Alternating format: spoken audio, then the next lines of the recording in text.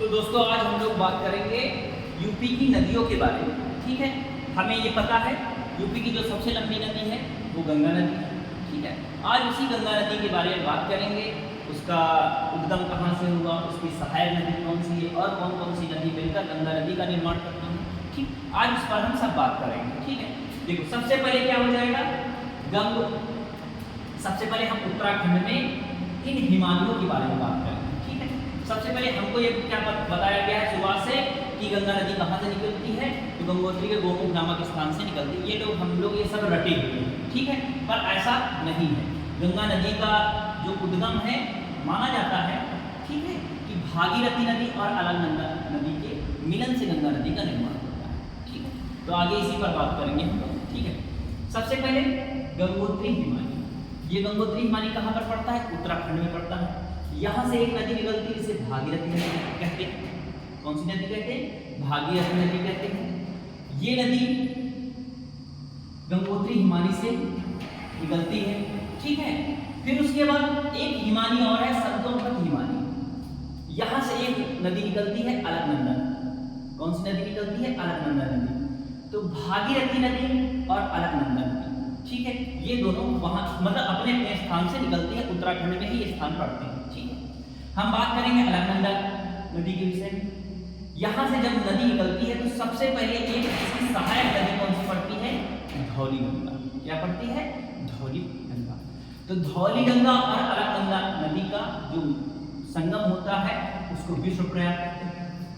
आगे यही नदी फिर से आगे आती है तो एक नदी और होती है नंदाकिनी नदी।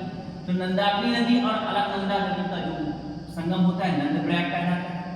ठीक है, ये नंदप्रयाग हो जाएगा और ये विश्वप्रयाग हो जाएगा। ठीक है, फिर उसके बाद पिंडार नदी और अलकनंदा नदी का संगम होता है, उस स्थान को क्या कहते हैं, कर्णप्रयाग कहते हैं। ठीक है, फिर उसके बाद एक नदी निकलती है केदारनाथ से। कहां से निकलती है, केदारनाथ से। ये भी स्थान कहां पर पड़ता है, यूके यानी उत्तराखंड में पड़ता है। ठीक है, कहां से निकलती है, केदारनाथ से। इस नदी को क्या कहते हैं, मंदाकिनी नदी। ये नदी जब अलकनंदा नदी से मिलती है तो उस स्थान को क्या कहते हैं, रुद्रप्रयाग। क्या कहते हैं, रुद्रप्रयाग कहते हैं। ठीक है, फिर आगे वही नदी यानी अलकनंदा नदी जब आगे आती है यानी भागीरथी नदी से मिलती है, उस स्थान को देवप्रयाग कहते हैं। और यहीं से गंगा नदी का जो शुरुआत होती है, यहीं से देवप्रयाग से ही होती है। ठीक है, हम आगे अब गंगा नदी के विषय में बात करें। गंगा नदी हरिद्वार से होते हुए कहाँ पर पहुँचती है, कन्नौज। हरिद्वार से होते हुए कन्नौज में पहुँचती है। जब कन्नौज में पहुँचती है तो उत्तराखंड से एक नदी और यानी गंगा की सहायक नदी। कौन सी नदी, गंगा की सहायक नदी, यानी गंगा की सहायक नदी जिसे बोलते हैं रामगंगा। रामगंगा कहाँ पर मिलती है, कन्नौज पर। कहाँ मिलती है, कन्नौज नामक स्थान पर मिलती है। ठीक, यही गंगा नदी आगे जाके इलाहाबाद, जिसे गंगा यमुना सरस्वती का पवित्र स्थान माना गया। ठीक है, इलाहाबाद जिसे हम अब प्रयागराज के नाम से जानते हैं, इसका नाम माननीय योगी आदित्यनाथ जी ने चेंज कर दिया यानी बदल दिया है। ठीक है, हाँ, पहले इसका इलाहाबाद था, अब प्रयागराज। ठीक है, अब एक स्थान है यमुनोत्री हिमालय जो उत्तराखंड में ही पड़ता है। यहाँ से कौन सी नदी निकलती है, यमुना नदी निकलती है। कौन सी नदी निकलती है, यमुना नदी। इस यमुना नदी को कालिंदी नदी के नाम से भी जाना जाता है। ठीक है, ये नदी जब उत्तराखंड की यमुनोत्री नामक हिमालय से निकलती है तो पहली इसकी सहायक नदी होती है चंबल नदी। कौन सी होती है, चंबल नदी, जो इंदौर एमपी में पड़ती है। कहाँ से निकलती है, इंदौर एमपी से निकलती है। तो इसकी यमुना की सहायक नदी, पहली सहायक नदी कौन सी हो जाएगी, चंबल नदी। फिर उसके बाद आगे जब जाती है तो वहां पर दूसरी नदी जिसे बोलते हैं बेतवा नदी। क्या बोलते हैं, बेतवा नदी। ये कहाँ से निकलती है, विंध्य पर्वत एमपी से, यानी विंध्य पर्वत एमपी यानी मध्य प्रदेश से निकलती है और कहाँ पर, यमुना नदी में जाकर मिलती है। मतलब दूसरी इसकी सहायक नदी कौन सी हो जाएगी, बेतवा नदी। फिर आगे एक स्थान और पड़ता है जिसे कैमूर पहाड़ी कहते हैं। कैमूर पहाड़ी यानी एमपी में पड़ती है। वहां से एक कौन सी नदी निकलती है, केन नदी। कौन सी निकलती है, केन नदी। ये भी कहाँ, यमुना नदी में मिल जाती है। यानी यमुना नदी की तीन सहायक नदियां हैं, चंबल, बेतवा और केन। ठीक है, यही नदी आगे जाकर प्रयागराज यानी इलाहाबाद में मिलती है। यानी गंगा और यमुना का जो संगम होता है कहाँ होता है? इलाहाबाद प्रयागराज में होता है। आगे जाके यही यमुना और गंगा में जिसकी गहराई ज़्यादा होगी वही नदी आगे के नाम से जानी जाएगी। यानी गंगा की गहराई यमुना से ज़्यादा है, इसलिए गंगा नदी आगे जब जाती है यानी गाजीपुर में पहुँचती है। कहाँ पर पहुँचती है? गाजीपुर में पहुँचती है। गाजीपुर कहाँ पर पड़ता है? यूपी पीलीभीत। यूपी पीलीभीत में पड़ता है। और यहाँ पर एक झील है फुलहर झील। कौन सी है? फुलहर झील है। वहाँ से एक नदी निकलती है जिसे बोलते हैं गोमती नदी। क्या बोलते हैं? गोमती नदी बोलते हैं। यही गोमती नदी कहाँ पर मिलती है? गाजीपुर में मिलती है। यानी गंगा की एक और सहायक नदी मिल गई है जिसे क्या बोलते हैं? गोमती नदी। ठीक है। जब आगे यही गंगा नदी जब आगे बढ़ेगी तो आगे जब स्थान पर बढ़ेगी तो ये नेपाल से दो स्थान है, काली और कर्णाली। क्या है? काली और कर्णाली। तो काली से एक नदी निकलती है शारदा और कर्णाली से एक नदी निकलती है घाघरा। जब शारदा और घाघरा आपस में मिलती है तो घाघरा जो नदी है वो शारदा नदी से मतलब गहराई में ज़्यादा होती है, इसलिए आगे जब घाघरा नदी होते हुए आती है तो ये गंगा नदी में मिल जाती है। यानी कि इसकी एक और सहायक नदी मिल गई घाघरा। ठीक है।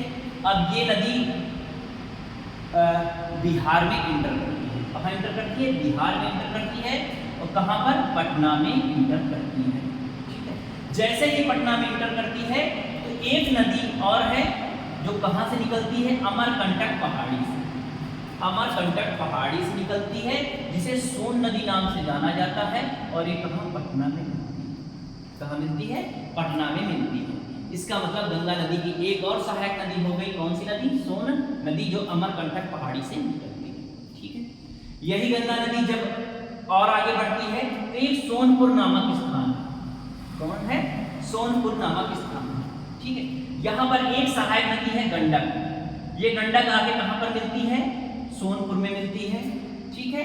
सोनपुर कहाँ पड़ता है? बिहार में पड़ता है। ठीक है। एक कोसी नदी है। ये कोसी नदी बहुत फेमस नदी है। ये कहाँ पर आके मिलती है? ये मिलती है कुर्सेला में। यही भी बिहार का एक स्थान है। कोसी नदी को बिहार का शोक भी कहा जाता है। शोक का मतलब इसमें बहुत ज़्यादा बाढ़ आती है तो बहुत तबाही यानी बहुत नुकसान होता है इस नदी से, इसलिए इस नदी को कोसी नदी मतलब एक बंगाल का बिहार का शोक भी कहते हैं। ठीक है। आगे यही नदी जाके कहाँ पर? पश्चिम बंगाल में इंटर करती है। कहाँ इंटर करती है? पश्चिम बंगाल में इंटर करती है। वहाँ पर एक स्थान है जिसे दार्जिलिंग की पहाड़ियाँ कहते हैं। पश्चिम बंगाल में है दार्जिलिंग की पहाड़ियाँ। वहाँ से एक नदी निकलती है महानंदा। कौन सी नदी निकलती है? महानंदा नदी निकलती है। तो ये गंगा नदी से आके मिल जाती है। यानी एक और सहायक नदी मिल गई। कौन सी? महानंदा नदी। कहाँ से निकलती है? दार्जिलिंग की पहाड़ी जो पश्चिम बंगाल में पड़ता है। ठीक है। यहाँ पर एक क्या कहते हैं? पुल बना है जिसे फरक्का बैराज भी कहते हैं। जैसे हमारे कानपुर में गंगा बैराज बना, उसी तरह से एक फरक्का बैराज भी एक पुल बना है। ठीक है। हाँ। फिर आगे यही नदी जाके कहाँ इंटर करती है? बांग्लादेश में इंटर करती है। कहाँ इंटर करती है? बांग्लादेश में इंटर करती है। पर इसके पहले एक नदी और है। कौन सी है? दामोदर नदी है। कौन सी है? दामोदर नदी। यही दामोदर नदी किससे? गंगा नदी से मिल जाती है। किस नदी से मिल जाती है? गंगा नदी से मिल जाती है। एक नदी और होती है। कौन सी? ये है हुगली नदी। कौन सी है? हुगली नदी। कौन सी है? हुगली नदी। हुगली नदी से कौन सी नदी? एक जमुना और पद्मा। ये जमुना और पद्मा ये कहाँ पर पड़ते हैं? ये बांग्लादेश में पड़ते हैं। जमुना और पद्मा, जमुना और पद्मा ये नदी,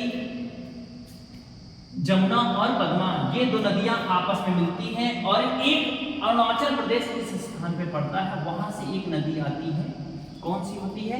वो होती है मेघना नदी। कौन सी होती है? मेघना नदी होती है। और मेघना में जमुना और पद्मा यानी जमुना पद्मा में मिल जाती है। यही पद्मा नदी मेघना में मिल जाती है। और यही मेघना नदी बांग्लादेश से होते हुए बंगाल की खाड़ी में जाकर गिरती है, और बंगाल की खाड़ी में जाकर गिरती है। वहां पर एक बहुत बड़ा डेल्टा बनता है जिसे सुंदरवन डेल्टा कहते हैं। क्या कहते हैं? सुंदरवन डेल्टा।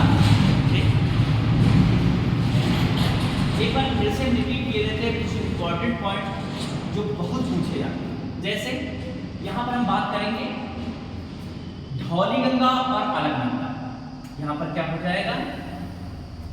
धौलीगंगा का डी से लिखेंगे, अलकनंदा को ए से लिखेंगे। इसका जो मिलन होगा क्या कहलाएगा? विष्णु प्रयाग कहलाएगा। ठीक है। नंदाकिनी और अलकनंदा का यानी नंदाकिनी और अलकनंदा का जो मिलन होगा वो क्या कहलाएगा? नंद प्रयाग यानी नंद प्रयाग कहलाएगा। ठीक है, नंद लिखेंगे, नंद प्रयाग कहलाएगा। फिर उसके बाद पिंडार नदी और अलकनंदा का जो मिलन होगा वो कर्ण प्रयाग कहलाएगा। यानी पिंडार यानी पी लिख देंगे, अलकनंदा को ए लिख देंगे, और क्या कहलाता है? कर्ण प्रयाग कहलाता है। ठीक है। फिर उसके बाद क्या है? मंदाकिनी और अलकनंदा का जो संगम होता है यानी मंदाकिनी और अलकनंदा का जो संगम होता है वो क्या कहलाता है? रुद्रप्रयाग कहलाता है। रुद्रप्रयाग कहलाता है। ठीक। और जो लास्ट है भागीरथी नदी और अलकनंदा नदी, यानी भागीरथी नदी और अलकनंदा नदी का जो संगम है वो क्या कहलाता है? देवप्रयाग कहलाता है। ठीक है। ये 5 जो पॉइंट है बहुत पूछे जाते हैं, इसको विष्णु प्रयाग कहते हैं। ठीक है। 1 2 3 4 5 ये बहुत पूछे जाते हैं। ठीक है। हाँ, हमने जो क्लास ली है, अगर आपको ये क्लास अच्छी लगी हो तो आप प्लीज़ इसे लाइक जरूर करिए। ठीक है। और आप अपने कमेंट में बताइए कि हम आपको और किस तरह के वीडियो उपलब्ध कराएं या किस तरह के वीडियो बनाएं जो आपके लिए या आपको अच्छे लगे या आपकी पढ़ाई के लिए अच्छे हो। ठीक है। हाँ, अगर चैनल ये क्लास अच्छी लगी हो तो चैनल को सब्सक्राइब करिए। ठीक, धन्यवाद।